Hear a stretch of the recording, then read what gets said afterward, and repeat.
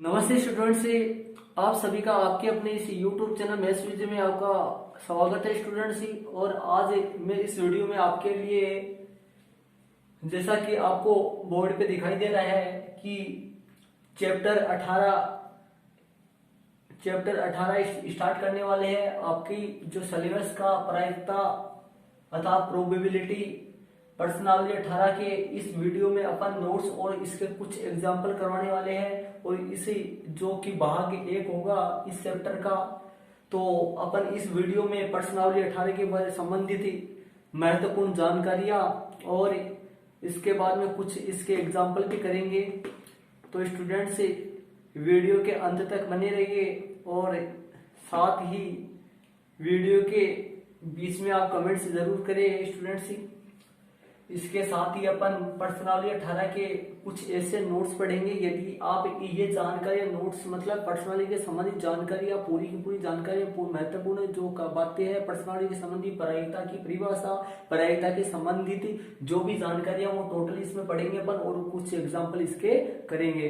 तो आज अपन personality 18 start करते हैं स्टूडेंट्स। तो बिना देरी करे वीडियो को स्टार्ट करते हैं अपन। तो पर्सनालिटी 18 प्रोबेबिलिटी। तो स्टूडेंट्स सबसे पहले अपन पर्सनालिटी 18 की जो प्रायिकता है, ये प्रायिकता शब्द है, प्रायिकता जो है इसके बारे में अपन पढ़ेंगे। तो आप भी अपना पेन और कॉपी साथ में लेकर वीडियो को पॉज करके साथ में आप अपनी पर्सनालिटी 18 की पहले 18 करने से पहले नोट्स पर्सनल कॉपी में आपको करने हैं। तो पेन और कॉपी साथ में लेकर स्टूडेंट से तैयार हो जाइए। और सबसे पहले अपन स्टार्ट करते हैं। सबसे पहले अपन स्टार्ट करते हैं कि प्रायिकता, जिसको अपन इंग्लिश में बोलते हैं प्रोबेबिलिटी।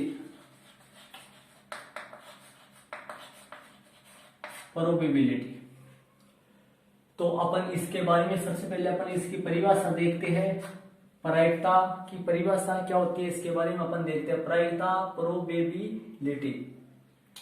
तो स्टूडेंट्स इसके बारे में अपन देखते हैं। तो प्रायिकता की सबसे पहले परिभाषा आएगी, ध्यान से सुनो। देखो, किसी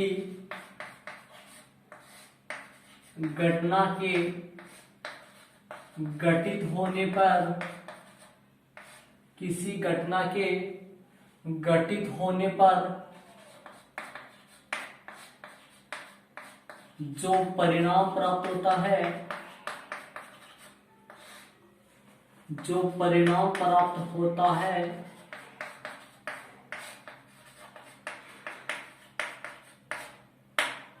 किसी घटना के घटित होने पर जो परिणाम प्राप्त होता है उस परिणाम को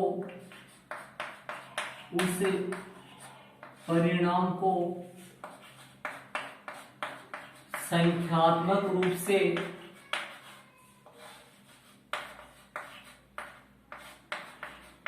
व्यक्त करना ही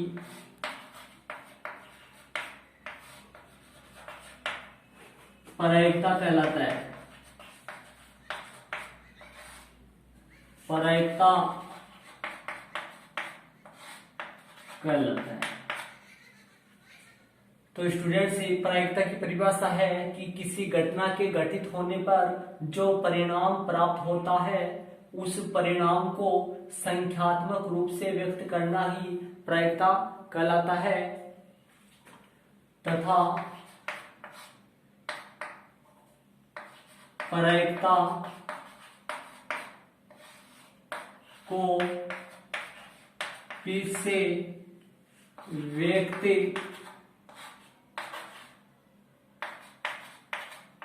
करते हैं। प्रायिकता को अपन किससे व्यक्त करते हैं? पी से व्यक्त करते हैं, कैपिटल पी। प्रायिकता को अपन किससे व्यक्त करते हैं? पी से व्यक्त करते हैं। तो स्टूडेंट्स ये परिभाषा हो गई प्रायिकता की। किसी घटना के घटित होने पर जो परिणाम प्राप्त होता है उस परिणाम को संख्यात्मक रूप से व्यक्त करना ही प्रायिकता कहलाता है। तथा प्रायिकता को पी से व्यक्त करते हैं। अब मैं आपको एग्जांपल लेकर समझाता हूं, ध्यान से सुनना। जैसे किसी थैले में तीन लाल वह दो काली गेंद, किसी थैले में तीन लाल वह दो काली गेंद होना, उसमें से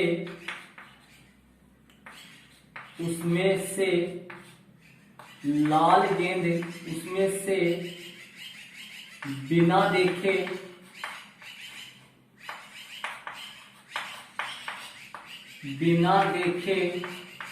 एक गेंद के लाल होने की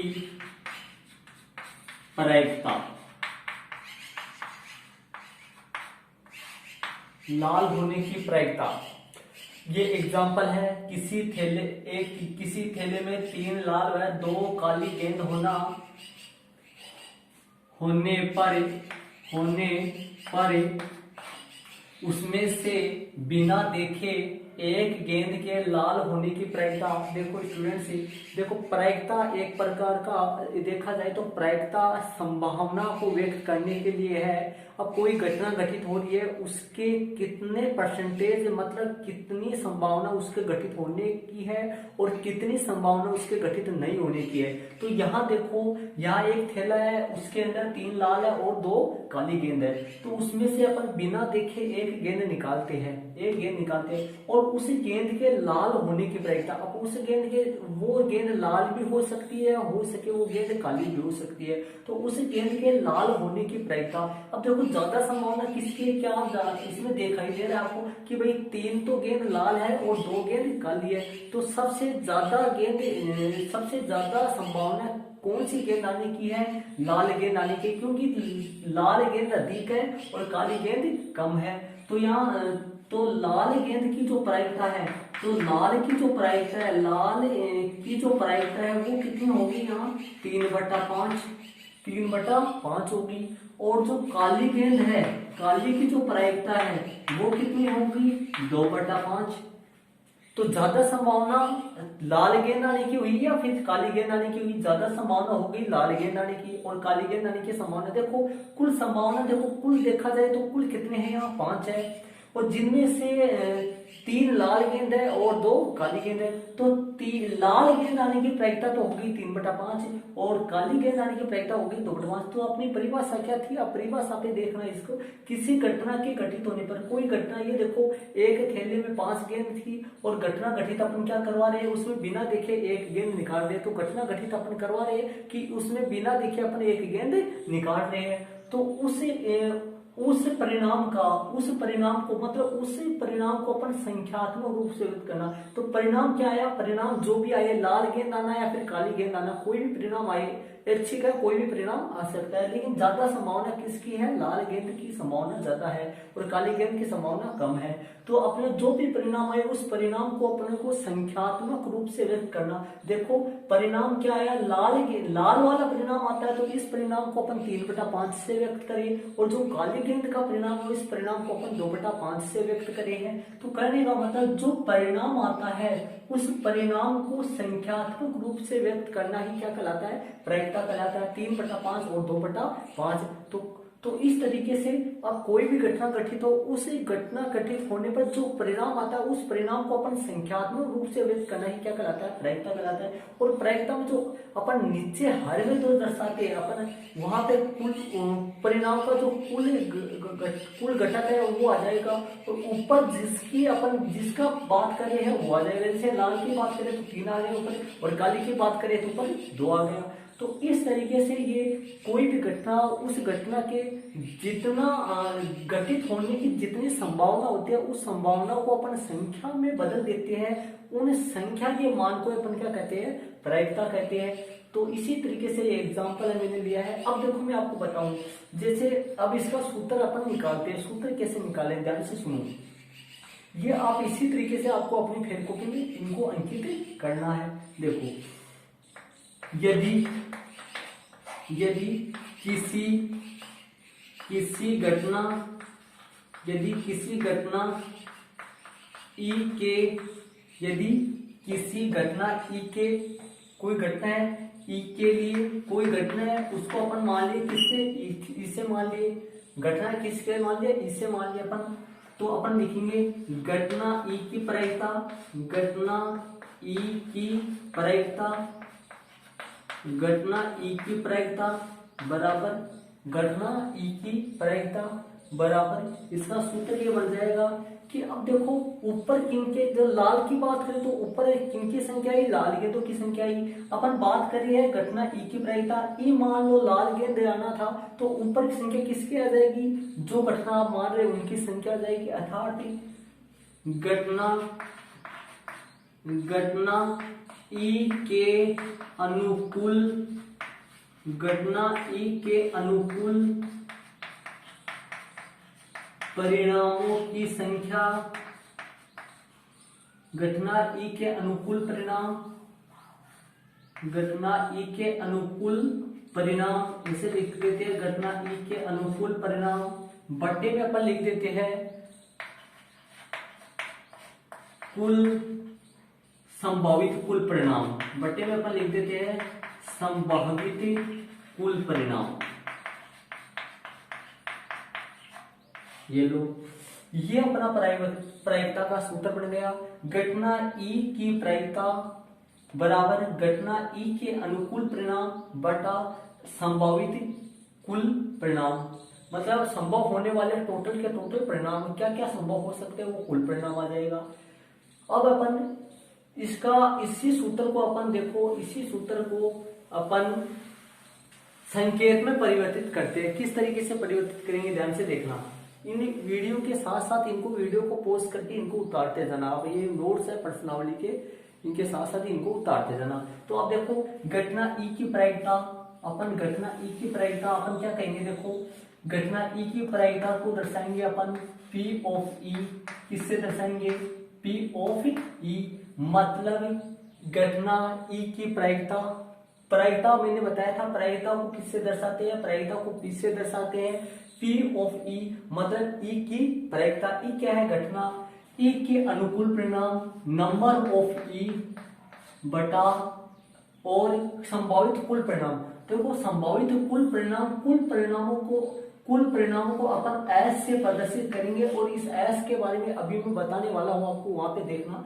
तो घटना E के परिणाम हो गए नंबर ऑफ E और कुल परिणामों को अपन S से दर्शाएंगे, कुल जो परिणाम उनको S से दर्शाएंगे और उनकी जो संख्या होगी वो नंबर ऑफ S, तो ये हो जाएगा नंबर ऑफ S।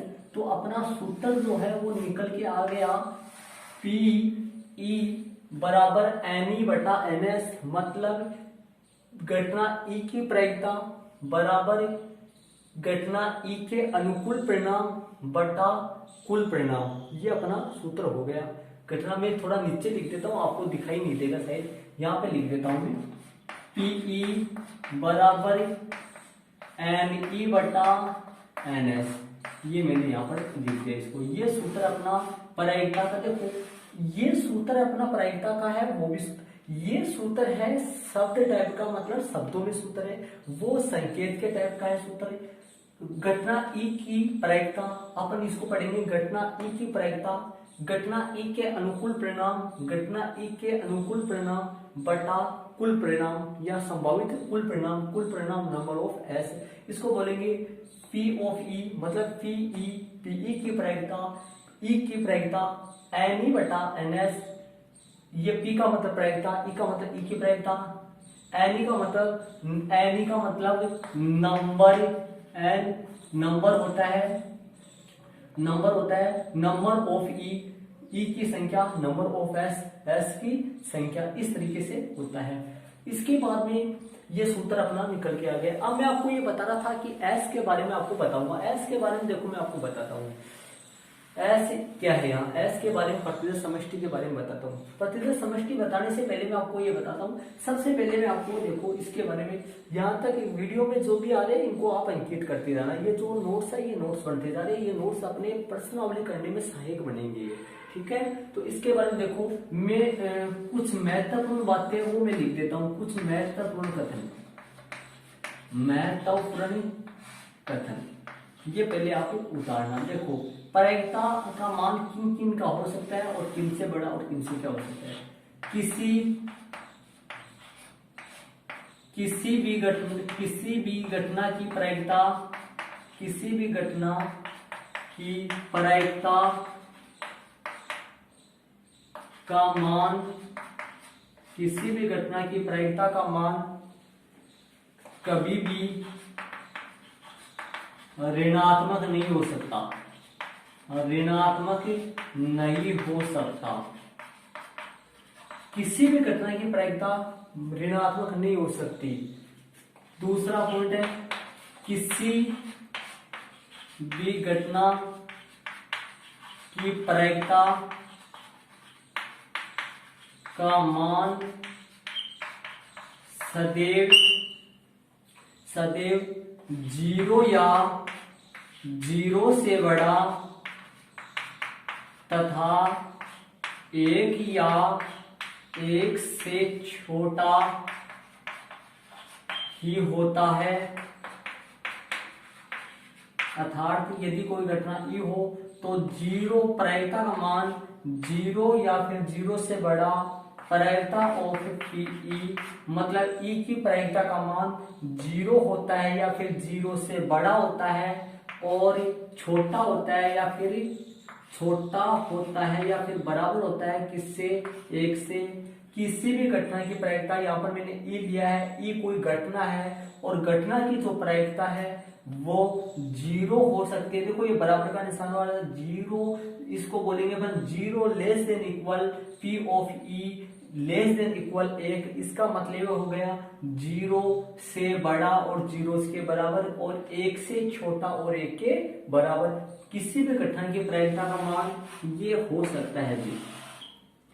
ठीक है, ये दो पॉइंट हो गए अपने महत्वपूर्ण पॉइंटों में। इसके अलावा और देखना, देखो किसी भी घटना की प्रायिकता का मान ऋणात्मक नहीं हो सकता और किसी भी घटना की प्रायिकता का मान सदैव जीरो या जीरो से बड़ा तथा एक या एक से छोटा ही होता है।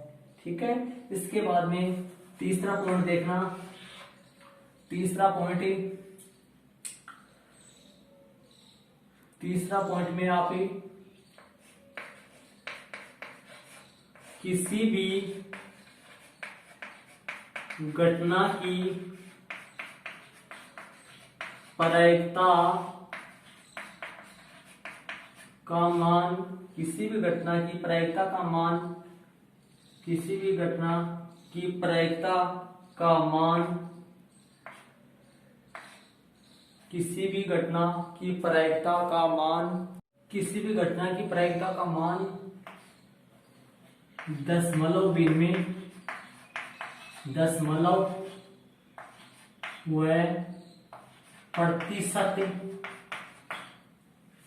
में भी हो सकता है। इसके साथ ही मैं आपको स्टूडेंट्स बता दूं कि जो प्रायिकता का जो मान है वो हर बार साधारण भिन्न में भी हो सकता है, प्रतिशत में भी हो सकता है, दशमलव भिन्न में भी हो सकता है। लेकिन ध्यान रहे प्रतिशत में प्रायिकता का जो मान है वो सदैव होता है, दशमलव में भी होता है। लेकिन भिन्न की बात करूं तो 2/3 प्रायिकता होती है लेकिन 3/2 प्रायिकता नहीं हो सकती। 2/3 हो सकती है प्रायिकता लेकिन 3/2 प्रायिकता कभी भी नहीं हो सकती, क्योंकि ये 2/3 जो है, ये 2/3 है, ये एक से छोटा है। क्योंकि यदि अपन 2 भाग दे अपन तो ये 0.66 चलता है। ये 0 कितना चलता है, 6 से चलता है। देखो 3 6 18, फिर बच गए कितने, 2 3 6 18। और यदि इसमें भाग अपन देते हैं तो 2 एकम 2 मतलब 1 पॉइंट कुछ आता है आगे। तो मैंने अभी आपको बताया था कि प्रायिकता का मान 0 से बड़ा और 1 से छोटा ही होता है, या 1 भी हो सकता है, 0 भी हो सकता है, लेकिन 1 से बड़ा नहीं हो सकता। लेकिन 3/2 आप ध्यान दो, 1 से बड़ा है, तो ये प्रायिकता का मान कभी भी नहीं हो सकता। 2/3 हो सकता है, 3/2 नहीं हो सकता। तो इसको बोलते हैं अपन उचित भिन्न और इसको बोलते हैं अपन अनुचित भिन्न। तो अनुचित भिन्न में प्रायिकता का मान कभी भी नहीं हो सकता। किसी भी घटना की प्रायिकता का मान अनुचित भिन्न नहीं होता है। ठीक है, तो ध्यान रहे। इसके बाद में स्टूडेंट्स में आप यहाँ तक है, आप एक कंप्लीट, ये महत्वपूर्ण कथन में आपको 3 पॉइंट है, इनके इनके अलावा आपको इनको सबको ये लगातार आपको उतार लेना है। इनके बाद में मैं आपके सामने देखो, अब अपन 3 टॉपिक पढ़ने वाले हैं। सबसे पहले पढ़ेंगे अपन, देखो 3 टॉपिक पढ़ने वाले हैं। देखो सिक्का, ठीक है, पासा और ताश की घड़ी, ये 3 टॉपिक अपन पढ़ने वाले हैं। उसके बाद में अपन इसके बारे में और पढ़ेंगे थोड़ा। सबसे पहले अपन पढ़ते हैं क्या, सिक्का पढ़ते हैं। सबसे पहले अपन सिक्का पढ़ते हैं। तो सबसे पहले अपन 3 टॉपिकों में से देखो, सबसे पहले देखो सिक्का, सिक्का, पासा व ताश की घड़ी। यदि इन 3 टॉपिकों को आप अच्छी तरीके से कवर कर लिए तो आपके समझ लेना ये जो प्रश्नावली है ये अच्छी तरीके से कर लेंगे। सबसे पहले इन तीनों टॉपिकों के बारे में अपन पढ़ेंगे। तो सबसे पहले अपन एक पॉइंट लगा के क्या लेते हैं, ये सिक्का लेते हैं अपन। तो ध्यान दे, सिक्का लेते हैं। और सिक्का में देखो, सिक्का में सबसे पहले अपन लेते हैं, सिक्का में ए नंबर लगा के सबसे पहले लेते हैं एक सिक्का की एक उछाल।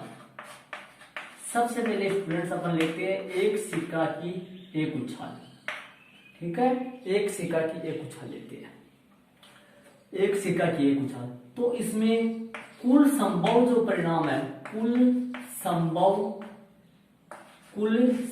परिणाम देखो, अपने कुल संभव परिणामों को अपने इंग्लिश में बोले तो इंग्लिश में बोलते हैं इसको सैंपल स्पेस, इसको बोलते हैं सैंपल स्पेस बोलते हैं। और सैंपल स्पेस को अपन बोलते हैं प्रतिदर्श समष्टि। क्या बोलते हैं अपन, प्रतिदर्श समष्टि। और प्रतिदर्श समष्टि जो है वो प्रतिदर्श समष्टि में इसमें पहला शब्द एस आ रहा है, इसलिए प्रतिदर्श समष्टि का जो प्रायिकता में प्रोबेबिलिटी होने के कारण से पहला शब्द पी आ रहा है, तो प्रायिकता को पी से व्यक्त करते हैं। इसी प्रकार प्रतिदर्श समष्टि को किससे व्यक्त करते हैं, अपन प्रतिदर्श समष्टि को एस से व्यक्त करते हैं। इसलिए प्रतिदर्श समष्टि होती है उसको किससे व्यक्त करते हैं, अपन सैंपल स्पेस होने के कारण से इसको एस से व्यक्त करते हैं। तो कुल संभव परिणामों को अपन किससे व्यक्त करते हैं, एस से व्यक्त करते हैं, सैंपल स्पेस प्रतिदर्श समष्टि, ठीक है। अब देखो, यदि एक सिक्का को एक बार उछालते हैं तो इसकी प्रतिदर्श समष्टि कितनी आएंगी, क्या क्या आ सकता है, प्रतिदर्श समष्टि का मतलब क्या क्या अवयव आ सकता है। तो आपको मंडला कोष्ठ लगा के इस तरीके से प्रतिदर्श समष्टि को अंकित करना है। और क्या क्या आ सकता है, एच और टी। देखो, एक सिक्का को अपन एक बार उछालते हैं तो सिक्का पर या तो पट आ सकता है या फिर सिक्का पर क्या आ सकता है, चित आ सकता है। और पट को इंग्लिश में बोलते हैं टेल, क्या बोलते हैं, टेल। और चित को अपन हेड बोलते हैं, क्या बोलते हैं, हेड बोलते हैं। तो इसी तरीके से पट को अपन टी से व्यक्त करेंगे और चित को अपन किससे व्यक्त करेंगे, एच से व्यक्त करेंगे। तो पट को टी से व्यक्त करेंगे और चित को एच से व्यक्त करेंगे। तो स्टूडेंट्स, एक सिक्का को अपन एक बार उछालते हैं तो कुल संभव परिणाम एस क्या होता है, एच ओ टी। यदि अपन एक सिक्का को एक बार उछाले तो कुल संभव परिणाम क्या क्या आ सकते हैं, एच आ सकता है या फिर टी आ सकता है। और इनकी संख्या देखो, कुल संभव परिणामों की संख्या, कुल संभव परिणामों की संख्या, ये टोटल के टोटल आपको सवालों में काम में आएंगे। ये कुल संभव परिणामों की संख्या मतलब अर्थात इनको अपन किससे व्यक्त करेंगे, एनएस। देखो, कुल संभव परिणाम क्या होता है, एस, जिसको अपन बोलते हैं प्रतिदर्श समष्टि। प्रतिदर्श समष्टि का मतलब होता है जब कोई घटना घटित हो रही है तो उस घटना घटित होने पर संभावित होने वाले कुल परिणामों का समुच्चय। संभावित होने वाले कोई घटना घटित होती है, उस घटना के घटित होने पर संभावित मतलब घटना में घटित होने पर जो संभव हो रहा है उन सभी अवयव के समुच्चय को अपन, एक समुच्चय मतलब समूह को एक साथ अपन प्रतिदर्श समष्टि बोलते थे। और प्रतिदर्श समष्टि में स्थित कुल अवयव को नंबर ऑफ एस बोला जाता है। एस क्या है, एच ओ टी। और नंबर ऑफ एस क्या है, इनकी संख्या कितनी हो गई, 2 हो गई, ठीक है। नंबर ऑफ एस कितना हो गया, 2 हो गया। तो आपके सामने ये एक सिक्का की एक उछाल हो चुकी है। बी चलेगा, एक सिक्का की एक सिक्का की कितनी उछाल, 2 उछाल। एक सिक्का की कितनी उछाल, 2 उछाल, ठीक है। या फिर इस बात को अपन ऐसे भी लिख सकते हैं, दो सिक्का की एक उछाल। इससे भी अपन इस बात को लिख सकते हैं, एक सिक्का की 2 उछाल या फिर 2 सिक्का की एक उछाल। तो इसमें एस क्या आएगा, अर्थात कुल संभव परिणाम क्या आएंगे, कुल संभव परिणाम, अर्थात प्रतिदर समष्टि जिसको अपन बोलते कहते हैं। देखो यदि एक सिक्का को एक बार उछाला जाए तो या तो एच आ सकता है या फिर टी आ सकता है, या तो चित आ सकता है या फिर पट, या तो हेड आ सकता है या फिर टेल आ सकता है, ठीक है। हेड को एच से व्यक्त करेंगे और टेल को टी से व्यक्त करेंगे, मतलब चित को एच से और पट को टी से। और एक सिक्का को 2 बार उछालते हैं, तो मान लो पहली बार चित आ गया और दूसरी बार मान लो चित आ गया। एक सिक्का को एक बार उछालेंगे तो अपन बोलेंगे पहली बार चित, दूसरी बार चित। या फिर 2 सिक्का को एक बार उछाल रहे अपन तो अपन बोलेंगे पहले सिक्के पर चित आ गया, दूसरे सिक्के पर चित आ गया। या फिर ये कंडीशन हो सकती है पहले पे एच आ जाए, दूसरे पे टी आ जाए। या फिर कंडीशन ये हो सकती है पहले पे टी आ जाए, दूसरे पे एच आ जाए, या फिर दोनों पे टी आ जाए। इस तरीके से ये कुल कितनी स्थितियां हो सकती है, 4। तो अपन प्रतिदर समष्टि किसके बोलते हैं, जब कोई घटना घटित होती है तो घटना घटित होने पर संभव होने वाले सभी परिणामों के समुच्चय को ही अपन प्रतिदर समष्टि बोलते हैं। और प्रतिदर समष्टि को अपन एस से व्यक्त करते हैं। और इनकी संख्या मतलब number of S, number of S कितनी आई बताओ, 4 आई। तो सवालों में यदि एक सिक्का की 2 उछाल हो, सवाल यदि एक सिक्का की 2 उछाल का हो तो एस अपन ये लिखेंगे और नंबर ऑफ एस कितना लिखेंगे, 4 लिखेंगे। और एक सिक्का की एक उछाल हो तो एस ये लिखेंगे, नंबर ऑफ एस कितना लिखेंगे, 2। तो एक सिक्का की 2 उछाल में नंबर ऑफ एस कितना होगा, नंबर ऑफ एस मतलब एनएस कितना होगा, 2 होगा। और एक सिक्का की 2 उछाल या फिर 2 सिक्का की एक उछाल में एनएस कितना होगा, 4। अब इसी के साथ ये सिक्का पहला चला, इसमें ए और बी हो गया। आप इनको वीडियो को पॉज करके इनको साथ साथ उतारते भी जाना स्टूडेंट्स। अब चलेगा सी चलेगा, सी वाले में देखना, सी चलेगा, सी में देखना, सी चलेगा। यहाँ पे लिख देता हूं, एक सिक्का की 3 उछाल, कितनी उछाल, एक सिक्का की 3 उछाल, ठीक है। या फिर इस बात को अपन ऐसे भी लिख सकते हैं, 3 सिक्कों की एक उछाल, इसे भी लिख सकते हैं अपन इस बात को, ठीक है। अब इसके प्रतिदर समष्टि लिख दो यहां में, प्रतिदर समष्टि जिसको किससे व्यक्त करेंगे, एस से व्यक्त करेंगे। क्या क्या होगी अब बताओ जी। एक सिक्का को अपन एक बार उछाला तो अपने पास एच और टी आया, एक सिक्का को 2 बार उछाला तो H H, H T, T H, T H, T T आया। अब यदि एक सिक्का को 3 बार उछाले या फिर 3 सिक्कों को एक साथ उछाल दे तो अपनी प्रतिदर समष्टि क्या आएगी, मैं यहाँ पे लिख देता हूँ प्रतिदर समष्टि क्या आएगी। देखो एक सिक्का को अपन को 3 बार उछाला, मान लो पहली बार एच आ जाए, ठीक है, पहली बार अपने एच आ जाए और बाकी 2 बार मान लो टीपी आ जाए। पहली बार चित आ जाए, बाकी 2 बार पट आ जाए, ठीक है। पहला बार चित आ जाए, दूसरी बार और तीसरी बार पट आ जाए, ठीक है। और इसी तरीके से मान लो अब इनको चेंज कर देते हैं, एच को पहले स्थान पे है ना, अपन यही कंडीशन रखते हैं कि एक बार एच आए और 2 बार पट आए, ठीक है। एक बार चित आए, 2 बार पट आए। एच चित यहाँ पहले स्थान पे है, अब मैं चित्र को क्या करूंगा, दूसरे स्थान पे ले जाऊंगा। तो देखो टी एच टी, ठीक है। अब मैं एच को तीसरे स्थान पे ले जाऊंगा तो टी टी एच। इस तरीके से ये 3 बन गए अपने कौन से, एक बार चिताए और 2 बार पटाए, ऐसी स्थिति में 3 अपने पास आ गए। अब अपन इनको क्या करता हूँ, चेंज करता हूँ, अपने चेंज कर क्या कर देता हूँ, मैं एक बार तो पट लेता हूँ, मतलब एक बार तो पट लेता हूँ, 2 बार चित लेता हूँ, तो टी एच एच, ठीक है। टी कौन से स्थान पे आया, पहले स्थान पे। अब टी को कौन से कहां पे ले जाता हूँ मैं, दूसरे स्थान पे ले जाता हूँ मैं, H T H, H T H. अब टी को तीसरे स्थान पे ले जाता हूँ मैं, एच एच टी हो गया, ठीक है। तो कितने हो गए ये, 3 3 6। अब मैं क्या करता हूँ, एच एच एच, ठीक है, तीनों बार क्या आ गए, चीता आ गए। अब मैं तीनों बार पट करता हूं, तो इस तरीके से अपन ने लिखना पड़ेगा। इस ट्रिक के माध्यम से अपन लिख पाएंगे इनको, वरना आपको लिखने में प्रॉब्लम हो सकती है। तो इस तरीके से अपने को इनको लिखना है। तो स्टूडेंट्स ध्यान दो, देखो सबसे पहले अपने को क्या करना है, एक बार एच और दो बार टी, ठीक है। ये देखो ये तीन तो ये हो जाएंगे और अपने तीन तो ये हो जाएंगे, तीन ही अपने ये हो जाएंगे और दो अपने समान वाले हो जाएंगे। तो इस तरीके से कुल मिलाकर कितने हो गए, नंबर ऑफ एस कितना हो गया, एनएस अपन लिख देते हैं इसका, एनएस कितना आएगा इसका 8 आ जाएगा। यदि एक सिक्का की तीन उछाल या फिर तीन सिक्कों की एक उछाल अपन करते हैं तो एनएस का मान कितना आ जाएगा, 8 आ जाएगा। तो अपन सिक्कों की तीनों स्थितियां पढ़ चुके हैं, इनके बारे में जरूर देख लेना। ये पहले नंबर पे एच है, फिर दूसरे नंबर पे, तीसरे नंबर पे, या फिर ये हो सकता है पहली बार पटा जाए, बाकी दो बार जीता जाए।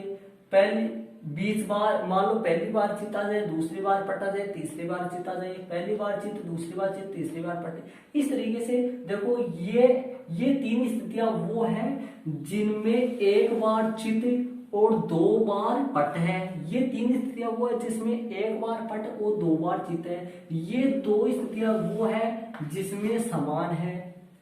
तो कहने का मतलब ये है स्टूडेंट्स कि इसमें आपको इस तरीके से आपको इनको लिखना है। ये आगे पीछे हो सकते हैं, लेकिन कुल परिणाम कितने होंगे, एक सिक्का को यदि अपन 3 बार उछालते हैं या फिर 3 सिक्कों को एक साथ उछालते हैं, अपन एक बार उछालते हैं, तो कुल परिणाम कितने आएंगे, 8 परिणाम आएंगे। कितने आएंगे, 8 परिणाम आएंगे।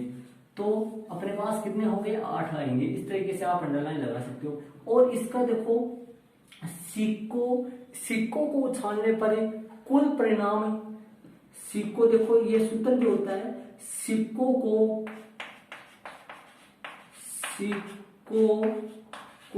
उछालने पर कुल परिणामों की संख्या ज्ञात करने का सूत्र है 2 की घात n। 2 की घात n ये जो सूत्र है, ये सूत्र है देखो n। यहाँ पर यदि एक सिक्का को एक बार उछाला जा रहा है, एक सिक्का को 2 बार उछाला जा रहा है, एक सिक्का को 3 बार उछाला जाता है, तो n यहाँ उछालों की संख्या है। जैसे मान लो एक बार उछाला जाए तो 2 की घात n, तो बताओ ns का मान कितना आया, 2 आया। 2 बार उछाला जाए 2 की घात 2, 2 गुना 2, बताओ ns का मान कितना आया, 4 आया। और यदि 3 बार उछाला जाए तो 2 गुना 2 गुना 2, बताओ ns का मान कितना आ जाएगा, आपके सामने 8 आ जाएगा। इस तरीके से ये जो सूत्र है ये वैसे ये बड़ी वाली क्लासों में चलता है। तो स्टूडेंट्स ये अपना सिक्का कंप्लीट हो चुका। तो इसमें आपको सिर्फ ये ध्यान में रखना है स्टूडेंट्स कि यदि एक सिक्के को एक बार उछाला जाए तो एनएस का मान 1 होता है और एच और टी होता है। एक सिक्के को 2 बार उछाला जाए तो एनएस का मान 4 होता है। कौन कौन सा, H H, T H, S T और टी टी। एक सिक्के को 3 बार उछाला जाए तो एनएस का मान 8 होता है, जो मैंने बताए थे आपको, ये ध्यान रखना है। एनएस का मान 2, एनएस का मान 4 और एनएस का मान 8। ठीक है, ये सिक्का उछालने पर। अब अपना चलता है पासा। कौन सा लेते हैं अपन, पासा लेते हैं। पासा अपन ध्यान से समझेंगे स्टूडेंट्स। पासा देखना, पासा अपन समझते हैं, पासा के बारे में देखना क्या है। एक पासे वो स्थिति इसकी है, ये 2 नंबर वाला अपन ले रहे हैं, इसमें ए चलेगा। एक पासे को एक बार उछालना, कितनी बार उछालना, एक बार उछालना। एक पासे को कितनी बार उछालना, एक बार उछालना। एक पासे की एक उछाल, ऐसी भी हो सकती, एक पासे की एक उछाल या एक पासे को एक बार उछालना। ठीक है, एनएस प्रतिदर्श समष्टि क्या है इसकी, प्रतिदर्श समष्टि। प्रतिदर्श समष्टि क्या होती है, मैं फिर से बता देता हूं आपको। जब कोई घटना घटित होती है तो उस घटना के घटित होने पर संभव होने वाले सभी परिणामों के समुच्चय को प्रतिदर्श समष्टि कहते हैं और प्रतिदर्श समष्टि को एस से व्यक्त करते हैं। तो एस क्या है, देखो पासा होता है, पासे पर नंबरिंग होती है, पासे पर 6 फलक होते हैं और पासे पर 1 से लेकर 6 तक संख्याएं अंकित होती है। तो पासे पर 1 से लेकर कितनी संख्याएं अंकित होती है, 6 तक संख्याएं अंकित होती है। तो पासा इस टाइप का पासा आता है आपका। इसमें किस से लेकर 1 से लेकर 6 तक संख्याएं अंकित होती है, जैसे 1 2 3 4 5, इस तरीके से कितनी संख्या अंकित होती है 5 और 6 इस तरीके से। और 3 आपका यहाँ पर भी 3 आएगा, इस फलक पे कितना आएगा 3 आएगा, एक नीचे है। तो इस तरीके से पासा होता है। पासे पे 1 से लेकर कितनी तक संख्या अंकित होती है 6 तक। तो यदि एक पासे को एक बार उछाला जाए तो प्रतिदर समष्टि मतलब क्या क्या आ सकता है 1 2 3 4 5 और 6 तक कितनी आ सकती है 6 तक संख्या आ सकती है। तो इनकी संख्या कितनी होगी नंबर ऑफ एस बराबर 6 हो गया। ठीक है, ये हो गया। अब बी वाले की बात करते हैं। एक पासे को कितनी बार 2 बार उछालना, 2 बार उछालना। एक पासे को कितनी बार उछालना 2 बार उछालना। या फिर इसका ये भी कंडीशन हो सकती है जिस तरीके से का 2 पासों की एक उछाल, 2 पासों की कितनी उछाल बनाए एक उछाल, या एक पासे की 2 उछाल लिख देते हैं 2 उछाल। एक पासे की कितनी उछाल 2 उछाल। ये लो एक पासे की 2 उछाल या फिर 2 पासों की एक उछाल। तो इसमें देखना प्रतिदर समष्टि या फिर कुल संभव परिणाम क्या आएंगे, कुल संभव परिणाम एस। देखो अब यहां से देखिए एक पासे को अपन 2 बार उछालते हैं या फिर 2 पासों को अपन 1 बार उछालते हैं तो प्रतिदर समष्टि क्या आएगी। तो इसमें देखना यदि अपन एक पासे को 2 बार उछाला जाए, एक पासे को अपन कितनी बार उछाले ध्यान से समझना। एक पासे को यदि अपन 2 बार उछाले तो पहली बार मान लो 1 आ जाए, ठीक है, और दूसरी बार भी 1 आए, दूसरी बार भी 1 आए, तो ये हो सकता है। या पहली बार 1 आ जाए दूसरी बार 2 आ जाए, या फिर पहली बार 1 आए दूसरी बार 3 आए, पहली बार 1 आए दूसरी बार 4 आए, पहली बार 1 आए दूसरी बार 5 आए, पहली बार 1 आए तो दूसरी बार 6 आए, ये हो सकता है। या 2 पासों को 1 बार उछाले तो 2 पासे अगर उनको एक साथ उछाल दे तो पहले पासे पर 1 दूसरे पासे पर 1, या पहले पासे पर 1 दूसरे पासे पर 2, पहले पासे पर 1 दूसरे पासे में 3, इस तरीके से ये कंडीशन बन सकती है अपनी। या 2 वाली देखें तो इसी तरीके से 2 पहले पर 1, या पहले पासे पर 1 दूसरे पासे पर, पहले पासे पर 2 दूसरे पासे पर 1, या फिर पहले पासे पर 2 दूसरे पासे पर 2 आ जाए दोनों पर, या 2 3 आ जाए, या 2 4 आ जाए। इसी तरीके से अपना अगर 2 5 आ जाए या फिर 2 6 आ जाए। मतलब यदि एक पासे को 2 बार उछाले या फिर 2 पासों को 1 बार उछाले तो ये कंडीशन आएंगी। इसी तरीके से मान लो पहले 2 पासे उछाल रहे, पहले पासे पर 3 आ जाए दूसरे पासे पर 1 आ जाए, पहले पासे पर 3 आ जाए दूसरे पर 2 आ जाए, पहले पासे पर 3 आ जाए दूसरे पर 3 आ जाए, पहले पर 3 आए दूसरे पर 4 आए, पहले पर 3 आए दूसरे पर 5 आए, पहले पर 3 आए तो दूसरे पर 6 आए। यह हो सकती है कंडीशन, ठीक है। या 4 1 वाला हो सकता है, अब आप समझ रहे होंगे। 4 2 वाला हो सकता है, 4 3 वाला हो सकता है, या 4 4 परिणाम हो सकता है, या 4 5 हो सकता है, या 4 6 हो सकता है। इसी तरीके से 5 1 हो सकता है, 5 2 हो सकता है, 5 3 हो सकता है, या 5 4 5 5 और 5 6 हो सकता है। 6 1 हो सकता है, 6 2 हो सकता है, 6 3 हो सकता है, 6 4 हो सकता है, 6 5 हो सकता है, या 6 6 हो सकता है। तो इस तरीके से आपके यदि अपन एक पासे को 2 बार उछालते हैं तो इन 36 परिणामों में से कोई भी आ सकता है। ये भी आ सकता है, ये भी आ सकता है। आप जैसे मान लो 4 2 भी आ सकता है। मान लो पहली बार उछाले 4 आया और दूसरी बार उछाला तो 2 आया, तो ये भी आ सकता है। कितने परिणाम हो गए टोटल, ये 36 परिणाम हो गए।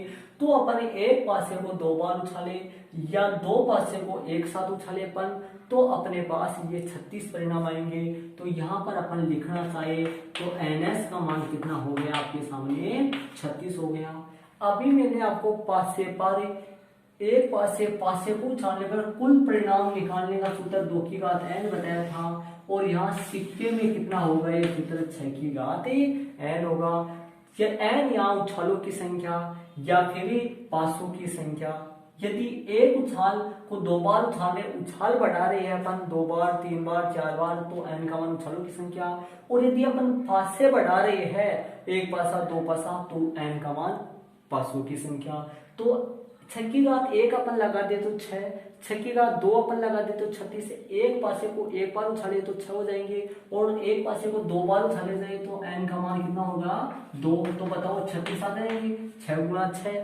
इस तरीके से 2 की घात n सूत्र होता है सिक्कों को उछालने पर कुल परिणाम निकालने का सूत्र, और 6 की घात n जो सूत्र होता है वो पासे को उछालने पर कुल परिणाम निकालने का सूत्र होता है 6 की घात n। देखो 2 की घात n, पासे सिक्के पर सिर्फ 2 ही पक्ष होते हैं, चित और पट, इसलिए 2 की घात n से हो गए। लेकिन पासे पर 6 पक्ष होते हैं, 6 में से कोई सा भी आ सकता है, इसलिए वहां 6 की घात n सूत्र आ गया। तो एक आपको इसमें याद क्या रखना है, इसमें याद रखने वाली बात यही है कि आपको प्रश्न के टाइम पे ये प्रश्न में ऐसा देगा कि एक पासे को 1 बार उछाला जाता है तो आपको एस का लिखना है, एक पासे को 1 बार उछाला जाता है तो एस का लिखना है 1 2 3 4 5 6, एनएस कितना लगाना है 6। और यदि एक पासे को 2 बार उछाले या फिर 2 पासों को 1 बार उछाले तो एस क्या लिखना है, ये लगाना है आपको, है ना। और एनएस कितना लगाना है, नंबर ऑफ एस कितना लगाना है आपको 36 ही लगाना है, नंबर ऑफ एस कितना लगाना है 36 लगाना है आपको। इस तरीके से ये आपका पासा कंप्लीट हो चुका है। पासा आपका देखा हुआ होगा, पासे में 6 फलक होते हैं, उनपे 1 2 3 4 5 6 तक संख्या अंकित होती है। ये पासे की 2 उछाल। देखो सिक्के में आपके सिलेबस में 3 उछालों तक है, मैंने सिक्के में आपको अभी 3 उछालों वाला करवाया था, लेकिन पासे में कितनी उछाल है, सिर्फ 2 उछालों तक है। इसके बाद में तीसरा ताश की गड्डी चलेगी। तो स्टूडेंट्स सिक्का और पासे के साथ अब अपनी ताश की गड्डी पढ़ेंगे अपन, और ताश की गड्डी के संबंधित बहुत सारे सवाल आते हैं। ताश की गड्डी के संबंधित देखो आपको ज्यादातर स्टूडेंट्स को आपको शायद ताश की गड्डी में बहुत सारों को पता भी होता है ताश की गड्डी के पत्ते कुल पत्ते, लेकिन अपने को इनके बारे में अपने को थोड़ा सा विवरण से पढ़ना है। उसके बाद में कुछ महत्वपूर्ण पॉइंट आएंगे, कुछ उनके प्रकार आएंगे घटनाओं के, उसके बाद में अपना एग्जाम्पल चलेंगे। तो ताश की गड्डी देखना। अब ताश की गड्डी को अपने को स्टार्टिंग से आराम से पढ़ेंगे। कुल पत्ते होते हैं कितने, 52 पत्ते होते हैं। ताश की गड्डी में कुल कितने पत्ते होते हैं, 52 पत्ते होते हैं। और 52 को अपन 2 भागों में डिवाइड कर देते हैं। ध्यान से समझना, अच्छी तरीके से समझेंगे इनके बारे में। ताश की पत्तियां 2 भागों में से डिवाइड कर देते हैं। तो आप जानते हो जैसे अपन 2 भागों में डिवाइड अपन करते हैं तो अपने के सामने 52 पत्ते थे, तो 52 में से अपने 26 इधर हो जाएंगे और 26 इस तरफ ही हो जाएंगे।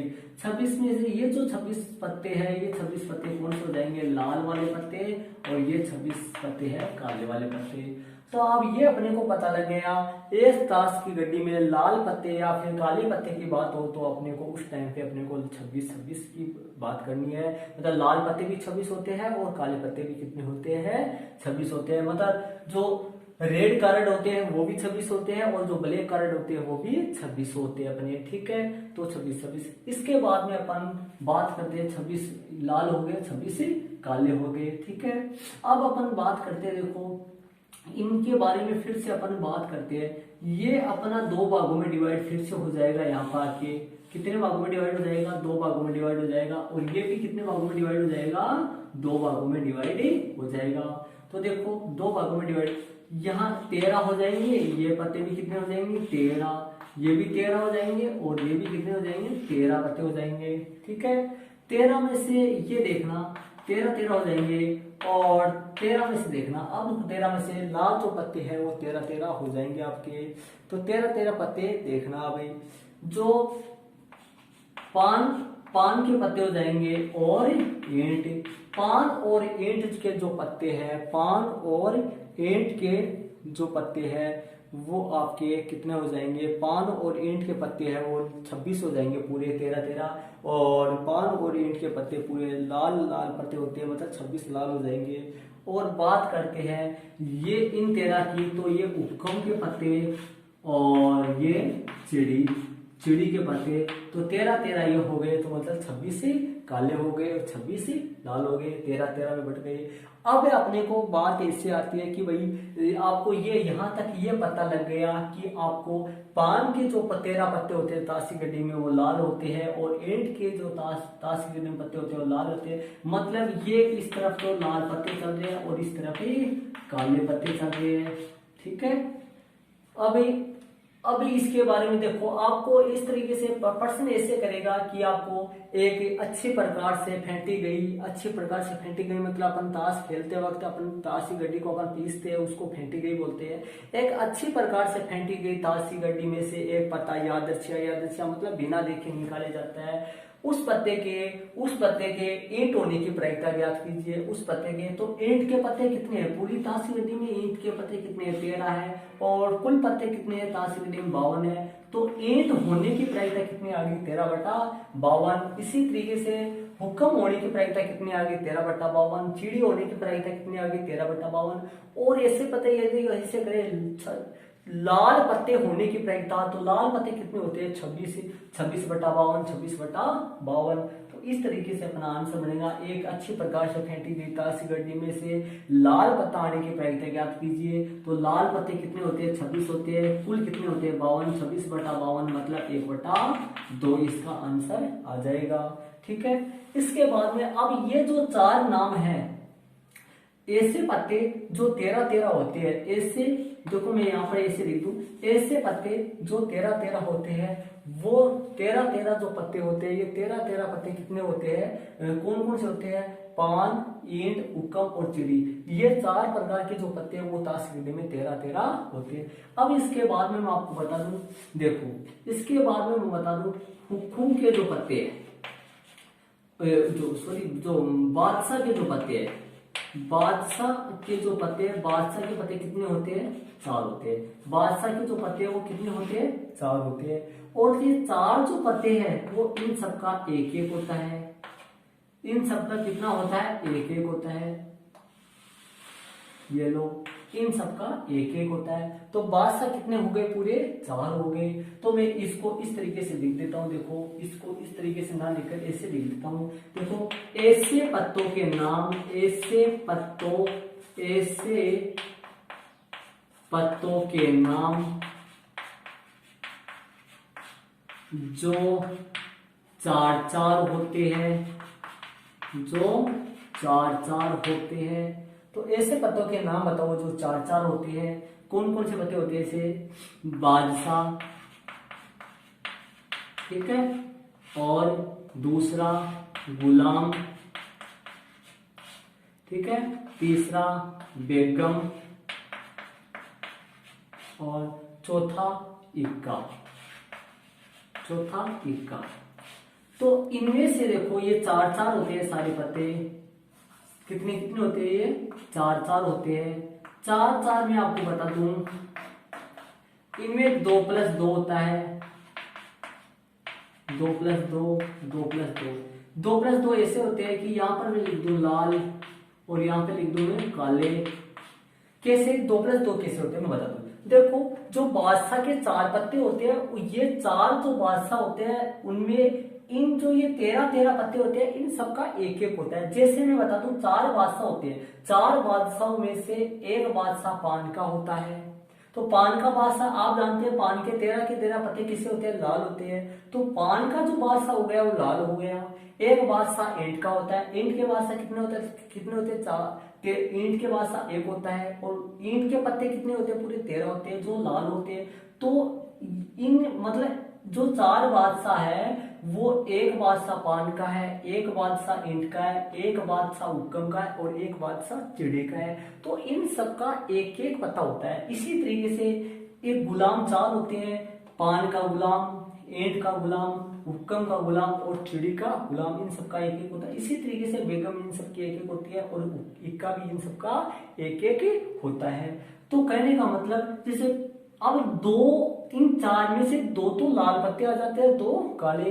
तो ये जो 4 पत्ते होते हैं, इन 4 में 2 तो लाल होते हैं, 2 काले होते हैं। देखो बादशाह में 2 पत्ते लाल होते हैं, 2 पत्ते काले। कैसे, जो पान और ईंट का जो बादशाह है वो तो लाल होंगे, और हुक्म और चिड़ी का बादशाह काले होंगे। तो आप प्रश्न इसमें कैसे उठता है, प्रश्न बता दो आपको किस तरीके से उठता है। एक अच्छी प्रकार से फेंटी गई ताश की गड्डी में से एक पत्ता निकाला जाता है। उस पत्ते के बादशाह होने की प्रायिकता, उस पत्ते के कैसे होने की प्रायिकता, बादशाह होने की प्रायिकता। तो बताओ बादशाह के पत्ते कितने हैं? टोटल 4 है। तो कुल प्रायिकता कुल कितने हुए? 52। तो 4/52 1/13, तो इसका आंसर 1/13 आ जाएगा। इस तरीके से गुलाम होने की प्रायिकता वही 4/52, ये बेगम होने की प्रायिकता 4/52, इक्का होने की प्रायिकता 4/52। इस तरीके से बादशाह यदि इन चारों की प्रायिकता पूछता है तो 4/52 4/52। और यदि अपने को ऐसे पूछे लाल बादशाह होने की प्रायिकता, तो लाल बादशाह कितनी है? 2 है, 2/52। काले बादशाह होने की प्रायिकता 2/52। इस तरीके से और अपना का। और यदि आपको पान का बेगम, पान की बेगम पूछे या पान का बादशाह, पान का गुलाम, मतलब ये सबके सब पत्ते पान का एक एक होते हैं। तो पान का बादशाह एक होता है, ईंट का बादशाह एक होता है, उक्कम का बादशाह एक होता है, चिड़ी का बादशाह भी एक होता है। इस तरीके से अब इनमें से मैं आपको बता दूं, जो ये 4 जो पत्ते हैं, 4 4 और ये 4, इन चारों को अपन प्लस करें, इन चारों को अपन प्लस कर दे, इन चारों को अपन जोड़ दे, तो अपने पास परिणाम कितना आता है? 12 आता है। और ये जो 12 पत्ते हैं, ये 12 पत्ते हैं, ये पत्ते कहलाते हैं तस्वीर वाले पत्ते कहलाते हैं। कौन से पत्ते कहलाते हैं? यहाँ पे मैं लिख दूं तस्वीर वाले पत्ते कितने होते हैं, यहाँ पे लिख देता हूं मैं तस्वीर वाले पत्ते। आप लिख लेना फेयर कॉपी में, जैसे मैं बना रहा हूं इसी तरीके से कर सकते हो। यहाँ पे लिख देना आप तस्वीर वाले पत्ते। आपको दिखाई नहीं दे रहा तो मैं बता देता हूँ, यहाँ तस्वीर वाले पत्ते हैं। और इंग्लिश में बोलते हैं इनको फेस कार्ड बोलते हैं। इंग्लिश में क्या बोलते हैं इनको? Face card. इनको उतार लेना, मैं हटा देता हूँ यहाँ से। देखो अब इसको अब यहाँ पे लिख देता हूं, मैं ऊपर लिख देता हूं तस्वीर वाले पत्ते, जो कितने होते हैं? 4 + 4 + 4 बराबर कितने होते हैं? 12। इंग्लिश में क्या बोलते हैं इनको? फेस कार्ड बोलते हैं। क्या कौन से कार्ड बोलते हैं? फेस कार्ड बोलते हैं इंग्लिश में इनको। कितने होते हैं फेस कार्ड? 12 होते हैं। ठीक है, 12 में से बता दूं लाल और काले, 6 पत्ते लाल होते हैं और 6 पत्ते काले होते हैं। इस तरीके से ये तस्वीर वाले पत्ते या फेस कार्ड के बारे में आ गया। तस्वीर वाले पत्ते या फेस कार्ड कितने होते हैं? 12 होते हैं और 6 तस्वीर वाले पत्ते लाल होते हैं और 6 तस्वीर वाले पत्ते काले होते हैं। अब प्रायिकता प्रश्न ऐसे आ जाता है, एक अच्छे प्रकार से फेंटी गई ताश की गड्डी में से एक पत्ता निकाला जाता है, तो लाल तस्वीर वाले पत्ता होने की प्रायिकता ज्ञात कीजिए। लाल तस्वीर वाले पत्ते कितने होते हैं? 6। और काले तस्वीर वाले पत्ते भी कितने होते हैं? 6। इस तरीके से तस्वीर वाले पत्ते कितने हो गए? पूरे 6 हो गए। इस तरीके से अब आपके सामने ये ताश की गड्डी कंप्लीट होगी। इसके बारे में अब मैं बता दूं प्रश्न कैसे आएगा। आपको फेयर कॉपी में इतना ही उतारना है। अब आपको सामने देखो, आपको कहीं ऐसे ध्यान में रखना है कि ऐसे पत्तों के नाम जो 13 होते हैं, 13 पत्तों उतारना आपको यहाँ तक ही है। ऐसे पत्तों के नाम आप समझा रहा हूँ मैं, ध्यान से समझो। ऐसे पत्तों के नाम जो 13 होते हैं, कौन कौन से होते हैं? देखो 13 कौन कौन से पत्ते होते हैं ये याद रखना आपको। जैसे कई बच्चों के तो वैसे भी याद होगा, पान होता है, ईंट होती है, और पान, ईंट, उक्कम और चिड़ी, ये जो पत्ते होते हैं ये पत्ते होते हैं 13 और इनकी प्रायिकता आपको पूछ ले तो 13/52। इन सबकी प्रायिकता कितनी आएगी? 13/52 13/52। इन सबकी प्रायिकता 13/52 आएगी। इन सबकी प्रायिकता 13/52 13/52 आएगी। ठीक है, अब आगे ये पूछे इन्हीं के आगे मान लो नहीं लगा दे, पान नहीं आने की प्रायिकता, ईंट नहीं आने की प्रायिकता, उक्कम नहीं आने की प्रायिकता, तो ये 13 पत्ते नहीं आएंगे। तो 52 में से 13 घटा दो, जो बचेगा वो वाले पत्ते आ जाएंगे। 52 में से अपना 13 घटेंगे, जो बचेगा वो आ जाएंगे। जैसे 12 में से 3 गया तो 9 39/52। कितना हो जाएगा? 39/52। एक अच्छे प्रकार से फेंटी गई ताश की गड्डी में से एक पत्ता निकाला जाता है, उस पत्ते के पान नहीं होने की प्रायिकता 39/52, ईंट नहीं होने की प्रायिकता 39/52, उक्कम नहीं होने की प्रायिकता 39/52, चिड़ी नहीं होने की प्रायिकता 39/52। अब ऐसे पत्ते जो 4 होते हैं, ऐसे पत्ते जो 4 होते हैं कौन कौन से होते हैं? जैसे मैं बात करता हूं बेगम, गुलाम, इक्का और बादशाह, इनकी बात करता हूं। ये जो पत्ते हैं ये 13 होते हैं। कितने कितने होते हैं ये पत्ते? 13 होते हैं। ठीक, सॉरी 4 होते हैं। कितने होते हैं? ये 4 पत्ते होते हैं। अब यदि इनकी प्रायिकता पूछे, इन सब की प्रायिकता पूछे तो अपना आंसर क्या आएगा? 4/52, 4/52, 4/52। और इनके नहीं लगाते तो ये 4 घट जाएंगे। 52 में से यदि नहीं लगाते तो ये जितने पत्ते होते हैं ये 52 में से घट जाएंगे। तो बताओ बेगम नहीं होने की प्रायिकता कितनी होगी? 4 घट गया 52 में से, बेगम 4 होते हैं, 4 नहीं आएंगे, तो बताओ कितने बच गए? 48 में से 48/52, 48 गुलाम नहीं होने की प्रायिकता 48/52, बेगम नहीं होने की प्रायिकता 48/52, बादशाह नहीं होने की प्रायिकता 48/52 ऐसे आ जाएंगे। ठीक है। और इनमें से 12 जो इनमें से जैसे मान लो बेगम है, बादशाह है और गुलाम है, ये जो 4 प्रकार के पत्ते हैं जो 4 होते हैं, ये 4 कुल मिलाकर कितने पत्ते हो गए? 12 ये पत्ते कहलाते हैं तस्वीर वाले पत्ते। कौन से पत्ते होते हैं? तस्वीर वाले पत्ते, क्योंकि इन सब पे तस्वीर होती है। इनके अलावा और तस्वीर नहीं होती है। ये पत्ते कहलाते हैं तस्वीर वाले पत्ते, मतलब फेस कार्ड, जिनमें किसी न किसी व्यक्तियों का फेस होता है, चेहरा होता है, इसलिए इनको फेस कार्ड या फिर तस्वीर वाले पत्ते कहते हैं। इंग्लिश में फेस कार्ड बोलते हैं और हिंदी में तस्वीर वाले पत्ते होते हैं। तो तस्वीर वाले पत्ते की प्रायिकता 12/52 होगी, 12/52। लाल तस्वीर वाले पत्ता पूछ ले तो 6/52, काला तस्वीर वाले प्रायिकता 6/52। तो इस तरीके से हो गया। ठीक है। इसके अलावा आपको ये पूछ ले, जैसे मान लो आपको बोल दे पान का इक्का, क्या बोलेगा? पान का इक्का। और पान का इक्का तासी बेगम कितना होता है? 1 होता है।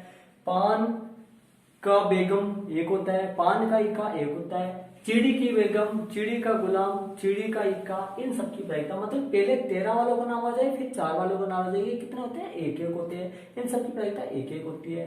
तो इस तरीके से तो स्टूडेंट से आशा करता हूं आज अपने इसके साथ ही अपने ये सिक्का, पासा और तासी गड्डी के संबंधित नोट्स अपने कंप्लीट हो चुके हैं। अभी अपने कुछ नोट्स और बाकी है जो अपन अगले वाले वीडियो के साथ करेंगे। जब तक के लिए थैंक्स। अपन आगे मिलते हैं अगले वाले वीडियो के साथ। और वीडियो यदि आपकी वीडियो पसंद आए तो वीडियो को लाइक करें, अपने दोस्तों के साथ शेयर करें और साथ ही यदि नहीं हो तो चैनल को सब्सक्राइब करें, साथ ही बेल आइकन की घंटी को जरूर दबाएं जिससे अपलोड होने वाले नए वीडियो का नोटिफिकेशन सबसे पहले आपको प्राप्त हो। स्टूडेंट्स ओके, बाय बाय, अपन मिलते हैं कल।